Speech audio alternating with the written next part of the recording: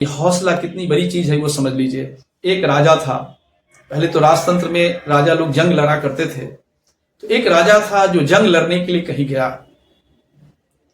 जब एक पहाड़ी पर चढ़ा तो पहाड़ के दूसरे साइड दुश्मन वाला दुश्मन था, दुश्मनों का जो फौज था वो खड़ा था और उसकी तादाद बहुत ज्यादा थी। और जो राजा लड़ने गया था इसके पास फौजों की संख्या बहुत कम थी। तो ये संख्या देख करके जो उस राजा का सेनापति था वो डरने लगा। उसके चेहरे पे डर की सिकन आने लगी। उसको लगने लगा कि इतनी कम फौज से हम उतने बड़े फौज से मुकाबला कैसे करेंगे। और ये बात देख राजा भांफ गया। उसको लगने लगा कि शायद मेरा सेनापति इस बात से डर रहा है। और राजा बहुत ही अक्लमंद था, उसको लगा कि अगर सेनापति ही डर जाएगा तो फौज लड़ नहीं सकता। इसलिए राजा ने अपने सेनापति का हौसला बढ़ाने के लिए एक लाइन बोली थी जो मेरे दिल को चुभ गया, और आप लोग इस पर ध्यान दीजिएगा।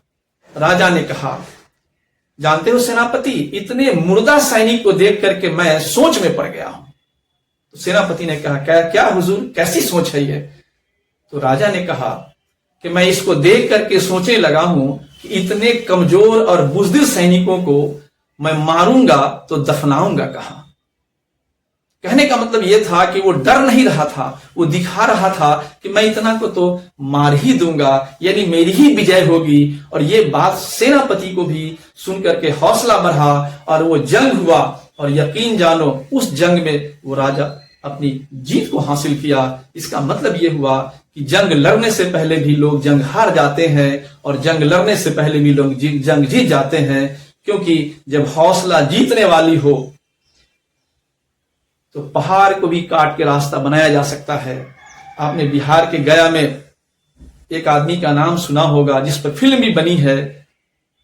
आप जानते हैं उन्होंने क्या किया था? एक पहाड़ को काटा और पहाड़ को काटने के बाद एक रास्ता बना दिया।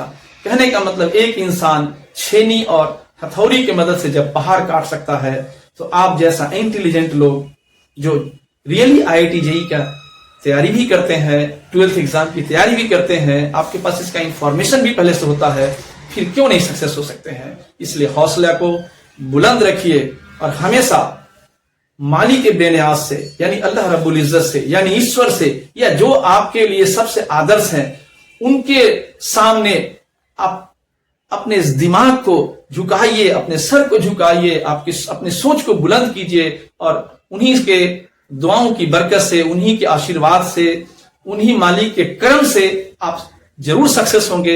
उसी उम्मीद के साथ एग्जामिनेशन हॉल में जाइए।